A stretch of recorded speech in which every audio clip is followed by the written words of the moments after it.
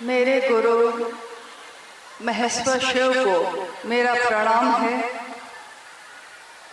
इस काल खंड के प्रथम शिव के शिष्य और हम सबों के परम आदरणीय वरेण्य गुरु भ्राता साहब श्री हरिनानंद जी के चरणों में मेरा प्रणाम है। शक्ति स्वरूपा माँ नीलमानंद जी के चरणों में मेरा प्रणाम है। और खगड़िया जिले के विभिन्न स्थानों से आप जो गुरु भाई गुरु बहन आए हैं और इस मैदान में उपस्थित हैं, आप सभी के चरणों में मेरा प्रणाम।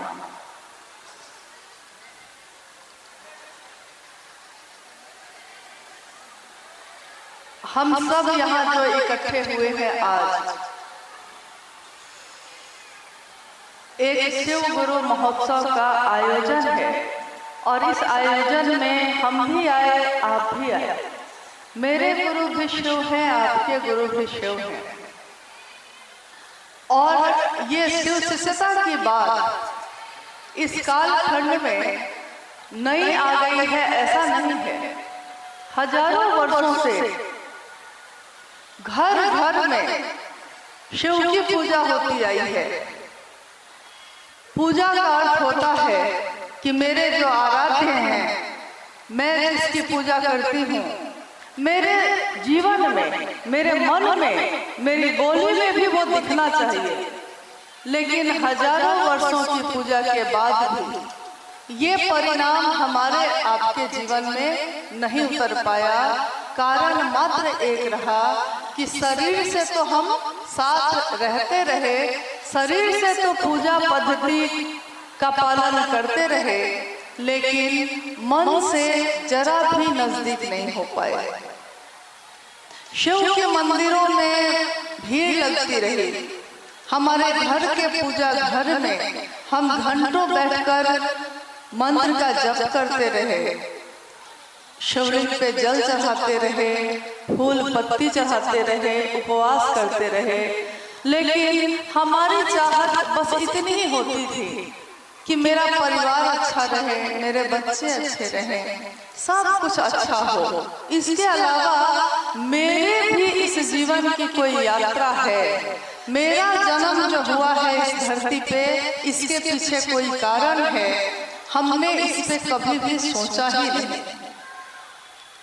कभी दिमाग में ये नहीं आया कि हर व्यक्ति जो इस धरती पे जन्म लेता है उसका एक जीवन होता है और उसके जीवन को जीने का एक उद्देश्य होता है, एक मकसद होता है।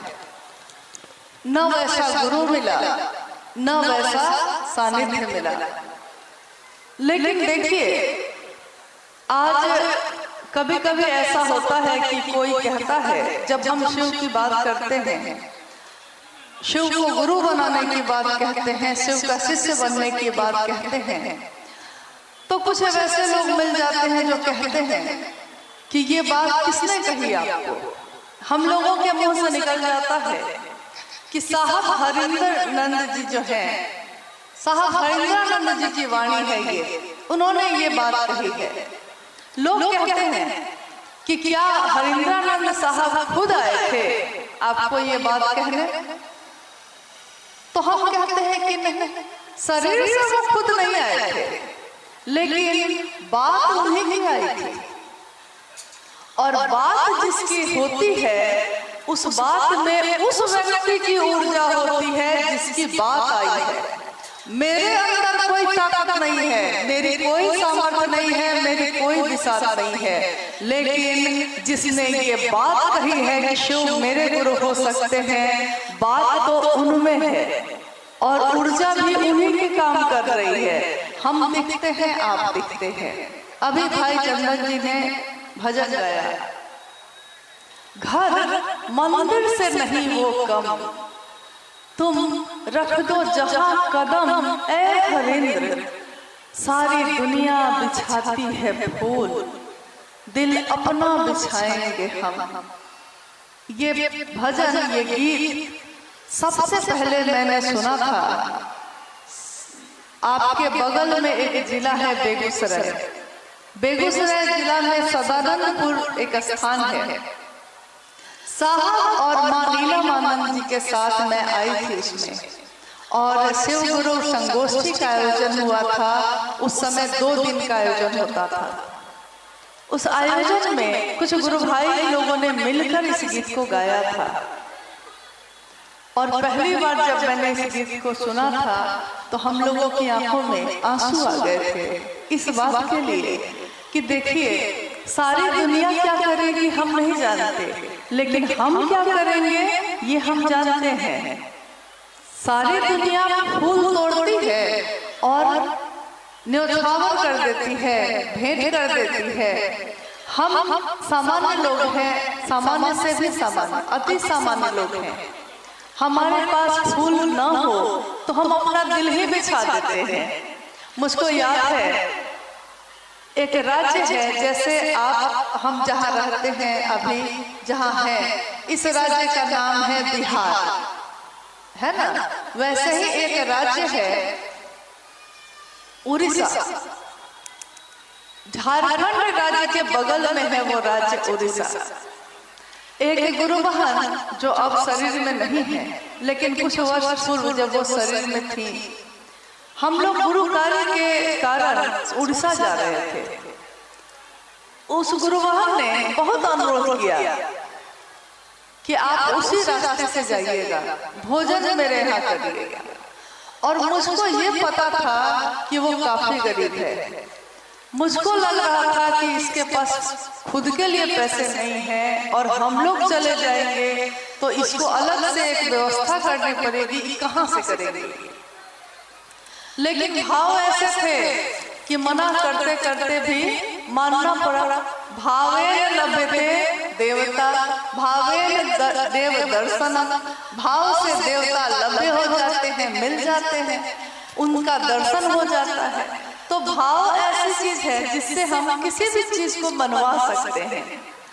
तो उस गुरु बहन की बात को हम लोगों को माननी पड़ेगी। जब हम लोग वहां पहुंचे थे, ये बच्चे थोड़े छोटे ही थे, जब पहुंचे उसकी झोपड़ी थी, छोटी सी झोपड़ी नुमा घर था। उस घर में भी जगह जगह से वो टूटा हुआ था, लेकिन उस झोपड़ी को उसने अपने पेटी में जो साड़ी थी उस साड़ी को निकालकर साड़ी से ही दीवारों को ढक दिया था। और इसलिए ढक दिया था कि उसको लगा कि कहीं दीवार जो टूटी हुई है जगह जगह से दिखाई न दे जाए, तो ढक देते हैं, सुंदर कर देते हैं। हम लोग जब वहां पहुंचे तो हम लोग देख रहे हैं कि चारों तरफ साड़ी से सजावट की हुई है। तो हम लोगों को लगा कि साड़ी की सजावट तो पहली बार देखी है। तो उस गुरु बहन ने कहा, दीदी मेरा घर टूटा फूटा है और साहब का संदेश लेकर ही तो आप आए हैं। साहब ही आए मेरे लिए, तो मेरे साहब जब आए तो मेरा ये छोटा सा घर, ये छोटी सी कुटिया उनके योग्य बन सके, इसके लिए मेरे पास जो था मैंने उससे सजा दिया। देखिए, लोग कहते हैं शिव के शिष्य बनकर हम लोगों ने क्या पाया, शिव के शिष्यता ने हम लोगों को क्या दिया। शिव के शिष्यता ने हमारे अंदर सोए हुए इंसान को जगा दिया। इंसान का मानवीय गुण होता है, किसी भी इंसान का मानवीय यानी एक मानव का गुण ये होता है कि वो प्रेम करता है, सहानुभूति करता है, स्नेह करता है, ममता रखता है। मानव का गुण नफरत करना नहीं होता, मानव का गुण जलन और ईर्ष्या करना नहीं है, ये मानव का गुण नहीं है। इसीलिए इसको तामसिक गुण कहा गया। लोग कहते हैं कि ये राक्षस का गुण है। राक्षस मतलब आदमी नहीं, शरीर नहीं, उसका मन जो दूसरों से नफरत करता है, जो दूसरों को पीड़ा पहुंचाकर खुद खुश होता है, सुखी होता है, वो इंसान नहीं होता। इंसान वो होता है जो अपने पास का देकर भी अगर किसी को खुश कर सका, हंसा सका, तो वही उसके इंसान के होने का प्रमाण होता है। और शिव के शिष्यता ने हम सबों के अंदर सोए हुए उस इंसान को जगा दिया। जिस दिन हम लोगों ने अपने नाम की घोषणा की, साहब कहते हैं कि याद कीजिए उस दिन को जिस दिन हमने और आपने शिव को अपना गुरु बनाया था। कितना सुंदर मन था हमारा, कितने अच्छे मन से माना था हम लोगों ने। किसी ने कहा था कि शिव को कहे नहीं अपना गुरु बनाते हैं, दुख है, कष्ट है, कोई रास्ता नहीं दिख रहा है, महादेव को गुरु बना लीजिए ना। किसी ने कहा, कोई माध्यम बन के आया था, बात लेकिन साहब भैरवानंद जी की ही लेकर आया था। और मेरे मन ने, आपके मन ने इस बात को स्वीकार किया। हमारे मन में कहा, एक विचार आया, एक विचार उतर गया कि शिव मेरे गुरु हैं। सामने वाले ने कहा कि शिव को गुरु बनाकर 3 सूत्र करिएगा। 3 सूत्र करते हैं हम, बोलते भी हैं। क्या है ये 3 सूत्र? लगातार अभी चर्चा में 3 सूत्र पे बात हो रही थी। मेरी अनुभूति है कि तीनों सूत्र अपने गुरु शिव को दक्षिणा देने का सबसे सुंदर साधन है। क्योंकि अपने गुरु को शरीर नहीं है, शिव को शरीर में दिखाई नहीं देते हैं वो, तो हम अगर उनको कुछ देना भी चाहें तो क्या दे सकते हैं? जल देते हैं उन्हीं का है, फूल देते हैं उन्हीं का है, फल चढ़ाते हैं उन्हीं का है, बेलपत्र चढ़ाते हैं उन्हीं का है। हमने नहीं पैदा किया है, उन्हीं ने पैदा किया। तेरा तुझको अर्पण क्या लागे मेरा, मेरा तो कुछ भी नहीं है उसमें। लेकिन एक इंसान होने के नाते उस महादेव ने हमको जीवन दिया है, सांसें दी है, सांस चलती है। कोई मेरा आपका कितना भी अपना हो, लेकिन मेरी सांस को एक सांस भी वो नहीं बढ़ा सकता मेरी। जब तक वो शिव नहीं चाहे मेरी सांस नहीं बढ़ेगी।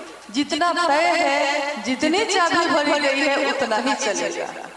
यानी ईश्वर के सिवा, शिव के सिवा हमारा आपका अपना यहाँ कोई नहीं है। दिखते सब हैं लेकिन होते बहुत कम, नहीं के बराबर। पहला सूत्र में जब हम कहते हैं हे शिव, हे शिव, हमको आपको क्या आता है? न तो बहुत अच्छा पढ़े हैं, न तो बहुत अमीर हैं, न तो बहुत बड़ा मंत्र जपने वाले हैं, ज्ञानी भी नहीं है। हमेशा याद कीजिए, साहब ने कहा कि ये शिव गुरु का मंच है। इस मंच से शिव की बात होती है, गुरु की बात होती है। लेकिन याद रखिएगा, यहाँ कोई प्रवचन करता नहीं आया है। प्रवचन करता का अर्थ होता है कि दूसरे की लिखी हुई, बोली हुई बात को प्रस्तुत करना। तो साहब ने कहा हमेशा कि शिव की चर्चा प्रवचन नहीं है, सत्संग नहीं है, ये जागरण की अनुपम विधा है। जागरण की, हर व्यक्ति के दिल में वो शिव जाग जाए। तो जिस क्षण हमने शिव को अपना गुरु बनाया, हमने घोषणा की। अभी जो आप बार बार कोई चीज अच्छी लग रही थी तो आप कह रहे थे जागा जागा महादेव, हर बात में कह रहे थे जागा जागा महादेव। यानी मन को छूता है तो याद शिव आते हैं। बोल कोई रहा है लेकिन याद शिव की आई है तो मुंह से शब्द निकल जाते हैं जागा जागा महादेव। लेकिन जिस दिन हमने आपने घोषणा की थी, उस दिन हम लोगों ने चाहे जिस कारण से की थी, सोचा यही था कि शिव मेरे गुरु होंगे। और हम लोग कौन लोग हैं? समाज में रहने वाले, अमीर, गरीब, सामान्य, अति सामान्य। अति सामान्य का अर्थ ये है, इतना अति सामान्य कि अगर बारिश के समय में इस क्षेत्र में बाढ़ आ जाती है तो हम लोगों को नाव पे चलना पड़ता है, अपने घर को छोड़कर मचान पे रहना पड़ता है। घर भी नहीं बना पाते हैं तो बांध पे जाके रहना पड़ता है। न्यूनतम व्यवस्था में रह के भी, ये साहब श्री हरिंद्रानंद जी की वाणी है, न्यूनतम व्यवस्था में रहकर भी शिव होया जा सकता है। ये हम सबको को समझ देने वाले हैं हमारे साहब हरिंद्रानंद जी। उन्होंने कहा कि तुम्हारे पास कुछ भी नहीं है, भौतिक जगत में बड़ा घर नहीं है, बड़ी गाड़ियां नहीं है, संपत्ति और साधन नहीं है, सुख नहीं है, कुछ भी नहीं है। तो कभी कभी एक फिल्म का डायलॉग याद आ जाता है। दो भाई आपस में बात कर रहे हैं। उस फिल्म में, बहुत पुरानी फिल्म है, शायद आपने देखी हो या नहीं, लेकिन उस फिल्म में मुझको जहां तक याद आता है, दो भाई की बात हो रही है। एक भाई कहता है दूसरे भाई से, मेरे पास बंगला है, गाड़ी है, मोटर कार है, पैसा है, सब कुछ है, तुम्हारे पास क्या है? दूसरा भाई कहता है, मेरे पास माँ है, माँ। और सारे लोग जो देख रहे थे फिल्म, सारे लोग ताली बजा रहे थे। तो मुझको उस समय ये लगा कि देखिए, एक बच्चे के लिए सबसे कीमती होती है उसकी माँ। एक बच्चा जब रोता है, कोई आकर उसके हाथ में खिलौना देता है, लेकिन वो बच्चा खिलौने को फेंक देता है, पैसा देता है, फेंक देता है, नहीं मिठाई चॉकलेट देता है, तब भी फेंक देता है। और माँ आती है तो उसके गले से लग के मुस्कुराने लगता है। शिव की शिष्यता भी ऐसी है। सम्मान दीजिए, लोग फेंक देते हैं। हम क्या करेंगे भैया आपका सम्मान लेकर? लोग कहते हैं भाड़ा ले लीजिए, तो हम कहते हैं कि भाड़ा आपका क्यों लेंगे भाई? जब महादेव ने 5 रुपया दिया है, 1 रुपया बेटा के लिए और 1 रुपया घर के लिए खर्च करते हैं, तो 1 रुपया महादेव के लिए भी कर सकते हैं। लोग अभी कह रहे थे चर्चाओं में, जो भी आया, मेरा शिव है वो, मेरे गुरु है वो। जब मेरा होता है कोई, हम उसका व्यापार नहीं करते। जब मेरा होता है कोई, हम उसके लिए अपना सर्वस्व देते हैं। हम अपने बेटे का व्यापार नहीं करते, हम अपने परिवार का व्यापार नहीं करते, हम अपना जिसको भी समझते हैं उसका व्यापार नहीं करते। लेकिन अगर शिव की शिष्यता में कभी ऐसा हो तो सावधान होने की घड़ी है। मेरे गुरु शिव हैं, आपके गुरु शिव हैं, शिव का व्यापार मत होने दीजिएगा। आज साहब हरिंद्रानंद जी शरीर में नहीं है, माँ नीलमानंद शरीर में नहीं है, लेकिन इस धरती पे वो शरीर में उतरे थे। इस धरती पे वो विचरण किए हैं, चले गए इस धरती पे। और जब इस धरती पे वो चल रहे थे, उनके साथ साथ जो लोग चले थे उस समय महादेव के काम में, उस समय चलने वाले लोग कौन थे? यही अति सामान्य लोग, जिनके पास बहुत कुछ भी नहीं था। साहब ने अपनी किताब में भी लिखा है, आओ चले शिव की ओर में भी लिखा है कि मेरे गुरु शिव के काम में वैसे लोगों ने मेरा साथ दिया जिनके पास लौकिकता में कुछ नहीं था, लेकिन दिल था, भाव था। और यही भाव, यही दिल बिछाने के बाद हम इस गीत में गा रहे थे अभी कि सारी दुनिया फूल बिछाती है, हम दिल अपना बिछाएंगे।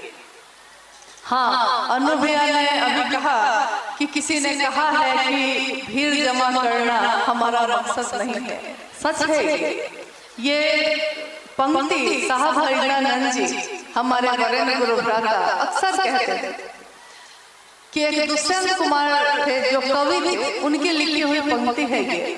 उन्होंने लिखा था कि हंगामा खड़ा करना मेरा मकसद नहीं है, मेरी कोशिश है कि ये सूरत बदलनी चाहिए। और साहब ने इसमें एक पंक्ति और जोड़ी थी कि सूरत भी नहीं, सीरत भी बदलनी चाहिए। यानी शिव की शिष्यता भीड़ जमा करने के लिए नहीं होती, शिव की शिष्यता हंगामा खड़ा करने के लिए नहीं होती। शिव की शिष्यता सूरत बदलती है। सूरत मतलब वो नहीं जो चेहरा दिखता है, सूरत मतलब वो, सीरत मतलब वो जो हमारे आचरण में है। मुझको याद है एक घटना, एक गुरु भाई बिहार के ही थे और साहब के पास अक्सर आया करते थे। एक बार उन्होंने साहब से अपने जीवन की घटना को, संयोगवश उनको समय मिल गया तो अपने जीवन में घटी घटना को वो साहब से बताना चाह रहे थे। उन्होंने कहा कि जी मैं आपको कुछ कहना चाहता हूँ कि मैं गलत कर रहा हूँ या सही कर रहा हूँ।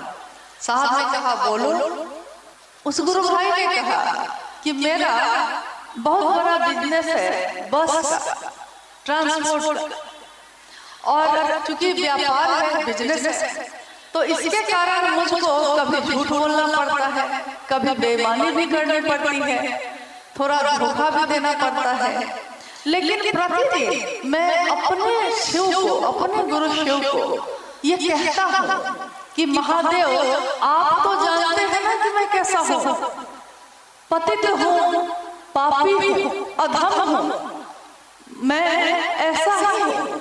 मैं अपने गुरु शिव को कहता हूँ कि महादेव आप तो जानते हैं मैं कैसा हूँ, लेकिन तब भी मेरे ऊपर अपनी दया बनाए रखिएगा।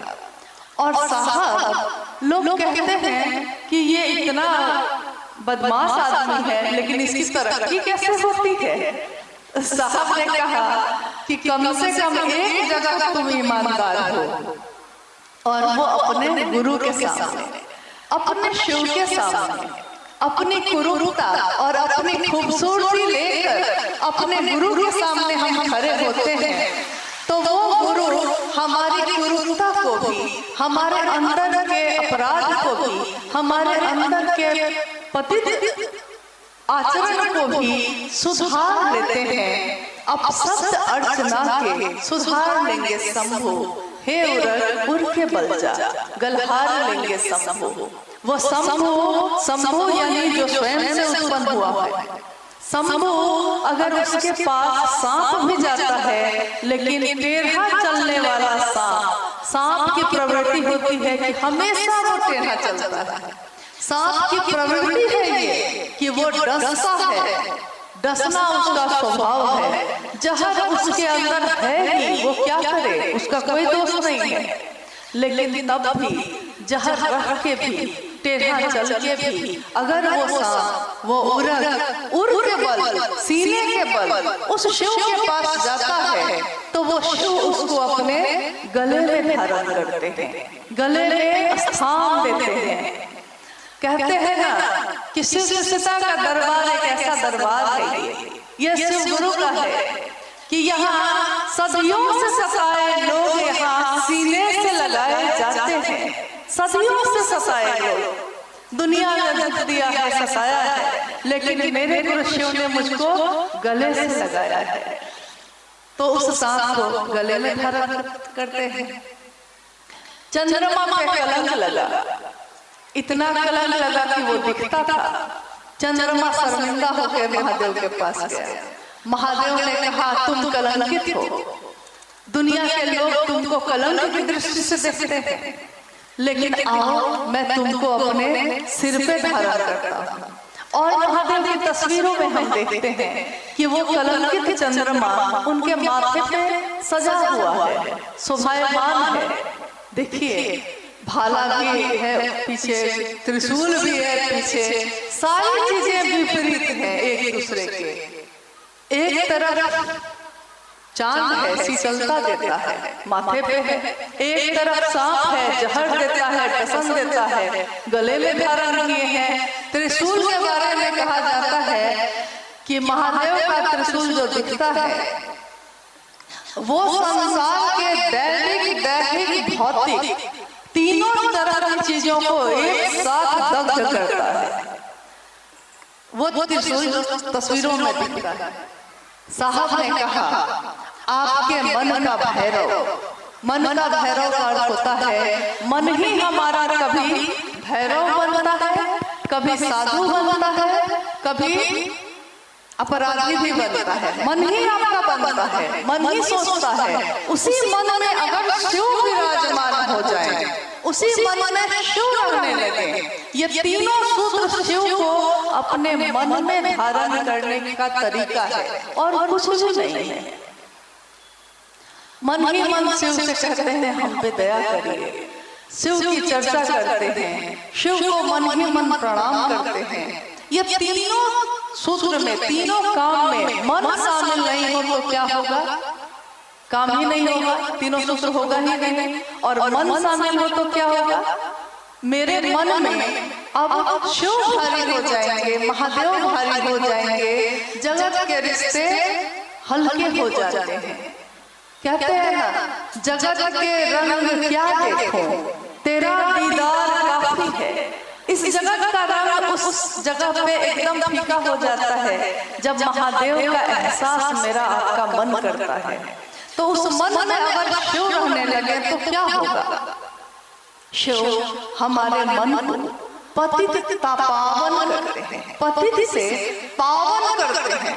यानी कि मेरे मन की खराबियों को अपने आप, हमारे मन की संकीर्णता को अपने आप तिरोहित कर देते हैं। जैसे कपूर हम लोग रखते हैं ना, पूजा में जो कपूर जलाते हैं, कपूर को ऐसे रख दीजिए तो थोड़ी देर बाद देखिएगा कि वो पूरा का पूरा उड़ गया, दिखाई नहीं दे रहा है। यानी अपने आप उड़ गया, आपने उसके लिए कोई प्रयास नहीं किया, हवा में घुल गया।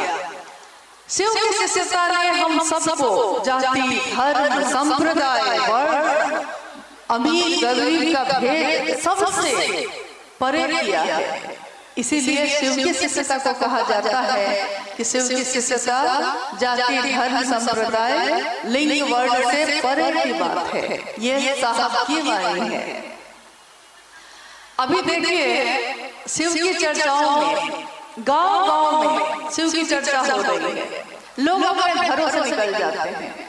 कितनी जगह ऐसी स्थिति थी पहले जब हम लोगों ने शिव को गुरु नहीं बनाया था, स्थिति ये थी कि घर से बाहर निकलना मना था, सिर से आंचल उठाना मना था, किसी के सामने आना मना था, न बाहर जा सकते थे, न किसी से मिल सकते थे, न कोई बात कर सकते थे।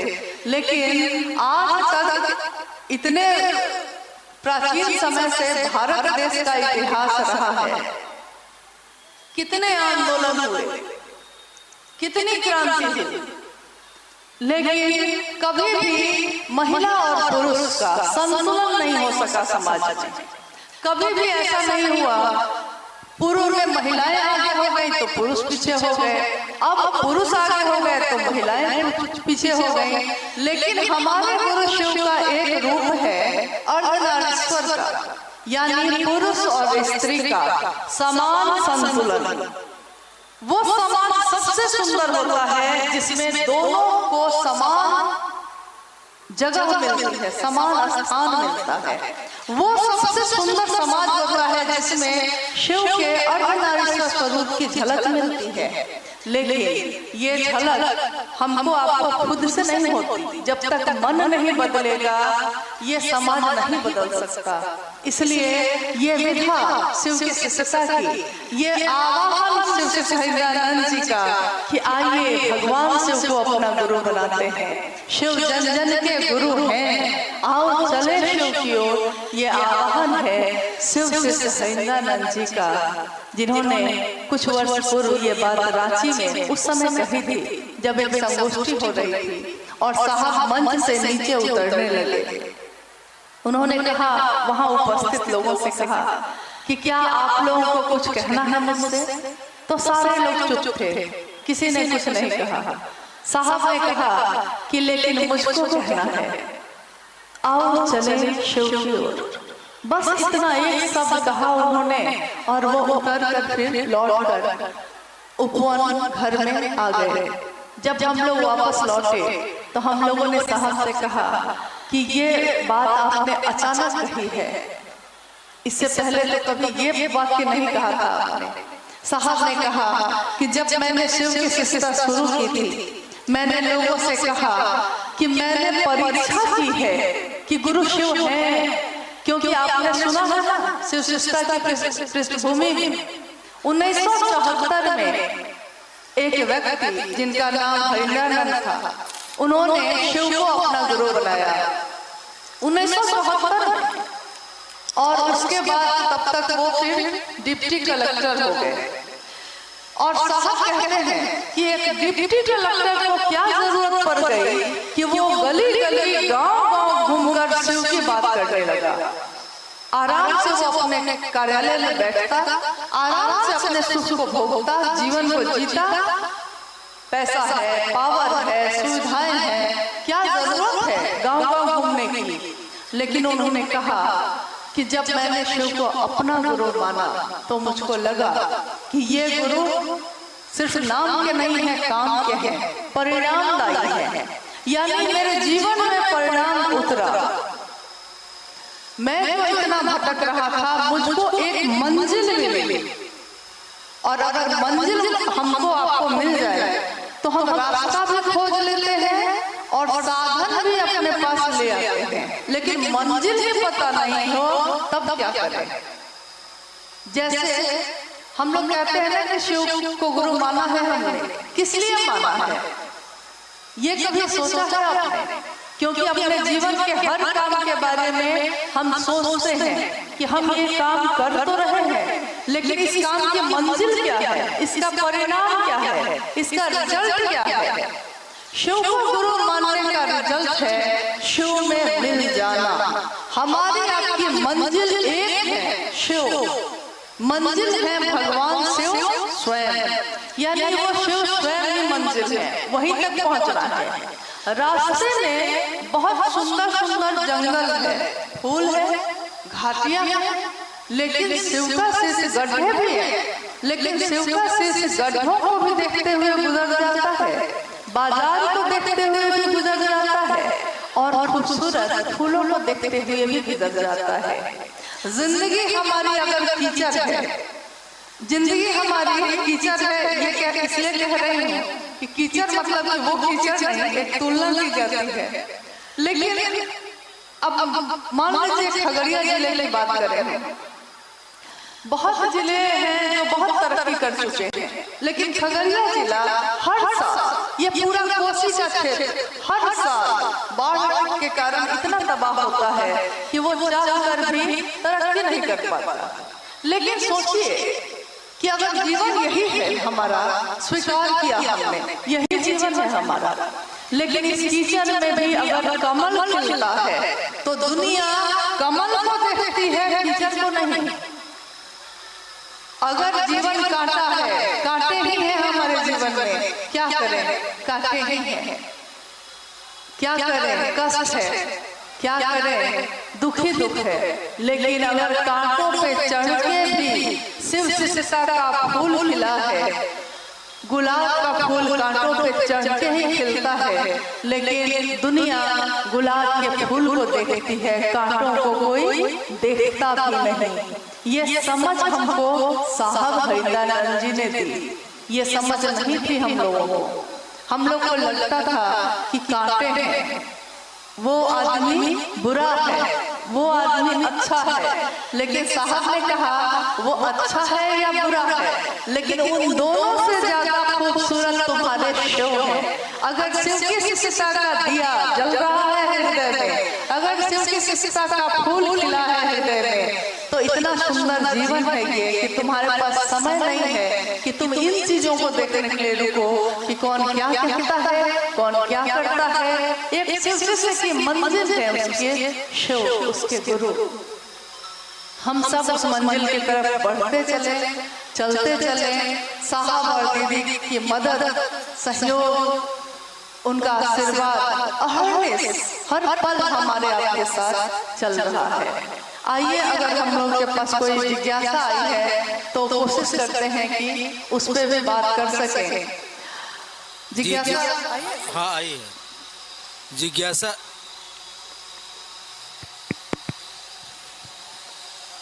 हेलो हेलो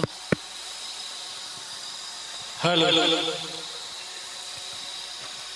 जिज्ञासा है शिव की शिष्यता में दीक्षा क्या है? शिव की शिष्यता में दीक्षा क्या है? शिव की शिष्यता में दीक्षा क्या है? क्योंकि सामान्यतः जब कोई गुरु और शिष्य की बात करता है तो दुनिया के लोग, समाज के लोग कहते हैं कि दीक्षा लिए हैं आप, यानी गुरुमुख हुए हैं। दीक्षा देना मतलब हम लोग समझते रहे हैं आज तक हमारे इस समय में जो जी रहे हैं उससे पूर्व तक हम समझते थे कि दीक्षा का अर्थ होता है कि गुरु जी कान में कोई मंत्र देंगे और कहेंगे कि ये मंत्र सिर्फ तुम्हारे लिए है, किसी और को मत कहना। अभी तक तो यही होता था कि शरीरधारी गुरु कोई हो, चाहे वो गुरु हो या सदगुरु श्रेणी के भी हो, तब भी वो कहते हैं कि ये मंत्र है गुरु का, दे रहा हूं तुमको, लेकिन ये सिर्फ तुम्हारे लिए है, तुम्हारे कल्याण के लिए है, दूसरे को बताना भी नहीं है। पूरा जीवन वो अपने मंत्र को दूसरे को बताने की हिम्मत ही नहीं करता है।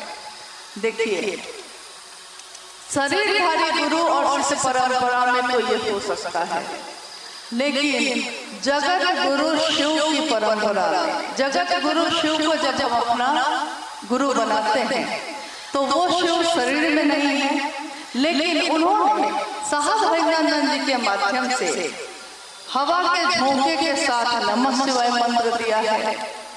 और बगल में जो जिला है मधेपुरा, वहां जो एक घटना घटी थी, उस समय घटित हुई थी कि सिंहेश्वर मंदिर में साहब जब वहां मजिस्ट्रेट के रूप में पोस्टेड थे, उनकी नियुक्ति थी, उस समय हुआ क्या था? कुछ भी और नहीं हुआ था।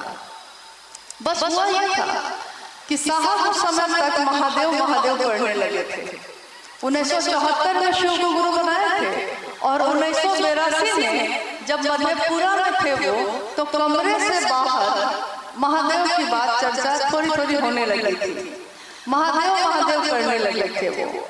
उनके कार्यालय में जो पदाधिकारी थे वो कहते थे उनको, देखिए समाज में अगर कोई अचानक से महादेव महादेव कर रहा है तो ऐसे लोग कहते हैं कि महादेव की पूजा ही सब कष्टों से निवारण करती है।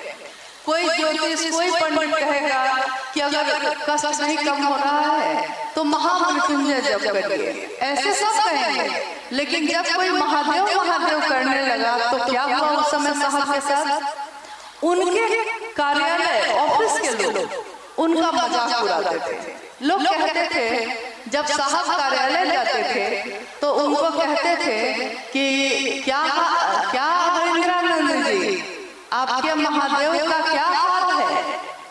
तो साहब को बड़ा बुरा लगता था कि देखिए, मैं कौन खराब बात करता हूँ, महादेव महादेव ही तो करता हूँ और अपने ऑफिस का काम भी करता हूँ। ऐसा तो है नहीं कि मजिस्ट्रेट हूँ तो काम नहीं करता हूँ, काम तो करता ही हूँ। 10 से 6 वो सिर्फ सरकारी काम नहीं करते थे।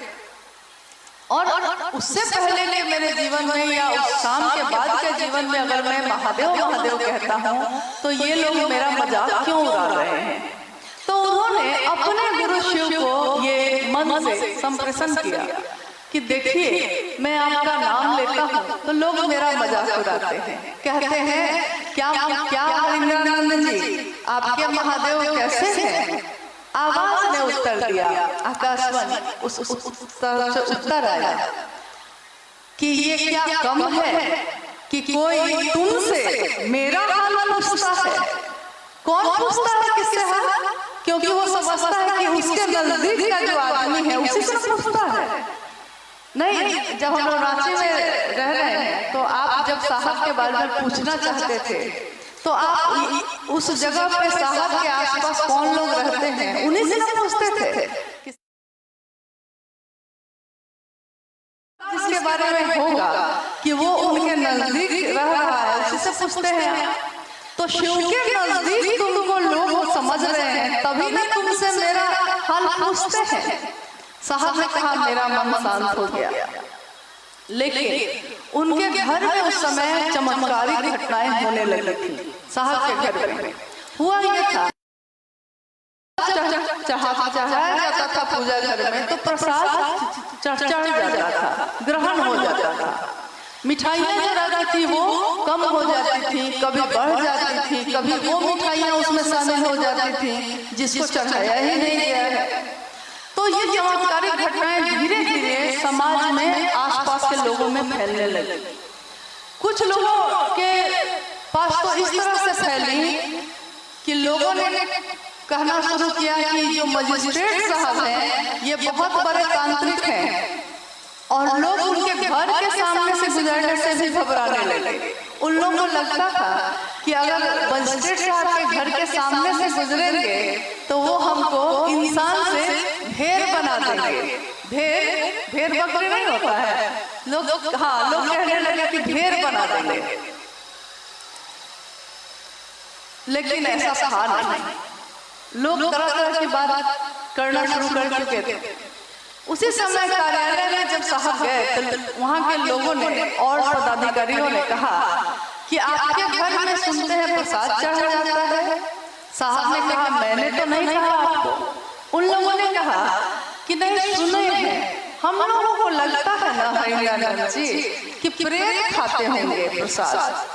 साहब ने कहा कि अब मुझको क्या पता कौन खाता है, लेकिन मैं चढ़ाता तो महादेव के लिए है, तो ग्रहण हो जाता है। पदाधिकारियों ने कहा कि अगर आप में ताकत है, आपको इतना सामर्थ्य है और महादेव करते ही हैं आप, तो चलिए सिंहेश्वर मंदिर में प्रसाद चढ़ा कर दिखाइए। साहब ने कहा कि क्यों, सिंहेश्वर मंदिर में प्रेत नहीं खा लेगा? जब मेरे घर में प्रेत खा रहा है, आप लोग कह रहे हैं, तो मंदिर में भी प्रेत खा सकता है। उन लोगों ने कहा कि नहीं, सिंहेश्वर मंदिर ऋषि श्रृंगी के द्वारा स्थापित मंदिर है, वहां पे कोई भूत प्रेत नहीं जा सकता।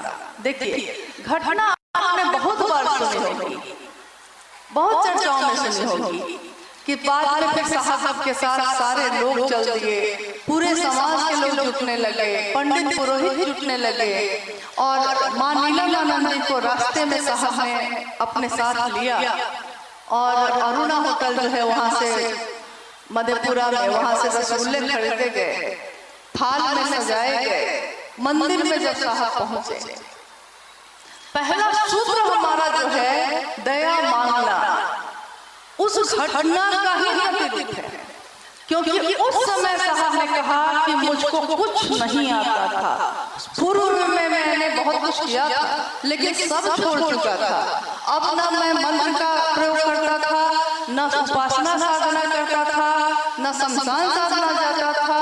मैंने शिव को गुरु मानकर सब कुछ छोड़ दिया था, और उस दिन मुझको लगा कि मुझको नहीं पता है कि प्रसाद कैसे चढ़ाया जाता है, और पूरे समाज के लोग जुट गए हैं, मेरे कार्यालय के लोग मेरे साथ चल दिए हैं, पंडित पुरोहित जो मंदिर में थे वो सारे लोग जुट चुके हैं, यानी समाज अब जुटा हुआ है, और अकेले वो थाल में रसगुल्ले लेके खड़े हैं और लोग कह रहे हैं अब चढ़ाइए महादेव को प्रसाद, देखते हैं चढ़ता है कि नहीं। साहब कहते हैं कि उस क्षण में मेरे मन ने अपने गुरु शिव को याद किया, और मेरा मन पूरी तरह दया के आश्रय में चला गया। मैंने अपने शिव को कहा, शिवलिंग के पास जाकर मैंने उस थाली को सामने रखा, और मैंने बस इतना ही कहा कि बूढ़ा इज्जत रख लीजिएगा। बस देखिए हमारे गुरु शिव अपने शिष्य की इज्जत कैसे रखते हैं। साहब बाहर निकल गए, दरवाजा बंद कर दिया गया, कुछ देर के लिए बिजली चली गई, और जब तक लोग पेट्रोल लेकर आए तब तक बिजली आ भी गई, और रोशनी में लोगों ने देखा कि शिवलिंग पे जो थाल इधर रखा था वो दूसरी तरफ जा चुका था। 15 रसगुल्ले उसमें से कम हो चुके थे ही, और बाकी रसगुल्ले 2 भाग में बटे हुए थे। पूरा परिसर महादेव के नाम से गुंजायमान हो गया। महादेव का नाम, उसकी गूंज एक व्यक्ति के हृदय में उठी थी, साहब हरिंदर जी के हृदय में, लेकिन उनके हृदय से उठ रही आवाज ने समाज को आह्लादित किया, लोगों को आह्लादित किया, और उनके गुरु शिव ने उस समय उनकी इज्जत को रखा जिस समय सारे सहारे छूट गए थे, सारे लोग छूट चुके थे, लोग परीक्षा लेने के लिए खड़े थे। इसीलिए प्रारंभिक समय में साहब ने कहा कि मैंने परीक्षा की है, आपकी परीक्षा प्रार्थनीय है। शिव आज भी गुरु हैं, मैंने परीक्षा की है, ये साहब ने उस दिन कहा था, क्योंकि उनकी अनुभूति ने ये समझा दिया था कि है महादेव। महादेव ने ये एहसास करा दिया, महसूस करा दिया कि मैं हूँ। और तब साहब ने एकदम निभ्रांत, एकदम महादेव की दया के आश्रय में रहकर अपने गुरु शिव की स्थापना सबके दिल में हो, इसके लिए रात दिन अपने नौकरी भी करते रहे और महादेव की बात भी करते रहे। एक शिव के शिष्य का संकल्प आज देखिए, आज इस खगड़िया में ही नहीं, पूरे भारत, नेपाल और अनेक देशों में करोड़ों लोगों के हृदय में धड़क रहा है, गूंज रहा है। ये दिखने में साधारण लग रही है, बात है नहीं। जिस बात ने हमको बदल दिया है, इन 3 सूत्रों ने हमारे आपके विचार बदल दिए। जो हम अपराध सोचते थे, अब समझ जाते हैं नहीं करना है हमको, ये नमक रोटी खा के रह जाएंगे, लेकिन मेरे गुरु की नजर में तो हम ईमानदार होंगे, मेरे गुरु की नजर में तो हम अपराधी नहीं होंगे। कोई नहीं देख रहा है, लेकिन मेरे गुरु तो देखते हैं कि मैं क्या कर रहा हूँ। और शिष्य वही होता है जो अपने गुरु का नाम रोशन करता है, कलंकित नहीं करता। हम सभी शिव के शिष्यों को भी शिव के गुरु स्वरूप के लिए जो ये विचार हमारे मन में प्रवेश किया है, यही है दीक्षा यानी शुरुआत। जो जिज्ञासा थी कि दीक्षा क्या है, प्रारंभ करना, शिव की शिष्यता का प्रारंभ यानी विचारों में प्रवेश। साहब ने कहा विचार दिमाग में प्रवेश लेता है, लेकिन धीरे धीरे वो गहरा होता है। यही विचार हम बार बार दोहराते हैं, हम बार बार कहते हैं, बिना मन के भी अगर जबरदस्ती भी करते हैं तो परिणाम वही होता है। हम बार बार ये कहते हैं, हे शिव आप मेरे गुरु हैं, मैं आपका शिष्य हूँ, मुझ शिष्य पर दया करिए। हम दूसरों के साथ शिव की चर्चा करते हैं, हम अपने गुरु को प्रणाम करते हैं, और ये तीनों काम करते करते हमारा मन ऐसा हो जाता है कि करत करत अभ्यास के जरमती होत सुजान। अभ्यास करते करते तो जरमती यानी जो मरा हुआ है, पत्थर है वो, उसमें भी प्राण आ जाते हैं। हम आप तो इंसान हैं, महादेव महादेव करते हैं हम लोग। शिव की स्थापना इस समाज में हो, दिल में हो, ये तभी होगा जब मेरी वाणी, मेरी बोली, मेरा आचरण भी वैसा ही होगा जैसा किसी शिव शिष्य का होना चाहिए। क्योंकि हमको आपको देखकर ही कोई दूसरा शिव की तरफ चलेगा। इसलिए हमारे मनसा वाचा कर्मणा भी ऐसा होना चाहिए कि लोग शिव की तरफ मुड़े, प्रेरित हों। दूसरी जिज्ञासा है, नमः शिवाय महामंत्र शिव के समग्र स्वरूप को प्रणाम निवेदित करता है, कैसे? नमः शिवाय मंत्र यानी हम तीसरे सूत्र में इस मंत्र का उपयोग भी करते हैं। हालांकि साहब ने कहा कि तीसरा सूत्र अपने गुरु शिव को प्रणाम करने की विधा है। इसको समझाने के लिए साहब ने कहा कि मन ही ना आपका प्रणाम करता है किसी को, लेकिन ऐसे दुनिया में हम लोग बहुत लोगों को प्रणाम करते हैं। मेरे एक अफसर थे, जब आते थे तो मैं कहता था प्रणाम सर, तो वो कहते थे प्रणाम प्रणाम हरिनारायण जी। लेकिन जब वो चले जाते थे तो मैं दूसरे से कहता था बड़े बेईमान अफसर हैं, गरीबों का खून चूसते हैं। देखिए मैं जानता था कि वो कैसे हैं, लेकिन औपचारिकता शिष्टाचार के सामने आ गए हैं तो प्रणाम कर लिया है। एक गांव में साहब ने कहा कि एक गांव में एक सास करके हम लोग प्रणाम करते हैं, तो उस बहू ने अपनी सास को भी 5 बार प्रणाम किया, पूरा सिर पे आंचल उचल लेकर प्रणाम किया। सास थोड़ी देर बाद बाहर चली गई। उस व्यक्ति ने उस बहू से पूछा कि लगता है तुम्हारी सास बहुत मानती है तुमको, कितना प्रेम से तुम उसको प्रणाम कर रही थी। बहू ने कहा बहुत दुष्ट है, बहुत बदमाश है। हम तो रोज सोचते हैं कि बुढ़िया मरेगी कब, लेकिन अब परंपरा है प्रणाम करने की तो कर रहे हैं। देखिए मन में सोचते हैं ये, कर रहे हैं ये। तो साहब ने कहा कि ऐसा प्रणाम महादेव को मत कर देना, महादेव को मन से ही प्रणाम करना भाई। हाँ, महादेव मेरे घर का मुखिया है, महादेव मेरे घर के सब कुछ है। हाँ, जैसे कोई बूढ़ा हो जाए घर में तो हम लोग उसको खाट एक दे देते हैं और कहते हैं कि बाबा अब आप यहीं रहिएगा, आप इधर उधर मत करिए, परेशानी होती है, यहीं खाना मिल जाएगा आपको। जो मालिक था उस घर का जब वृद्ध हो जाता है उसी घर के लोग उसको एक कोना पकड़ा देते हैं और कहते हैं कि हमको जब समय होगा तो हम आएंगे आपके पास। साहब ने कहा कि आज तक महादेव की पूजा हम लोगों ने की है, लेकिन उसको एक कोना दे दिया है पूजा घर का।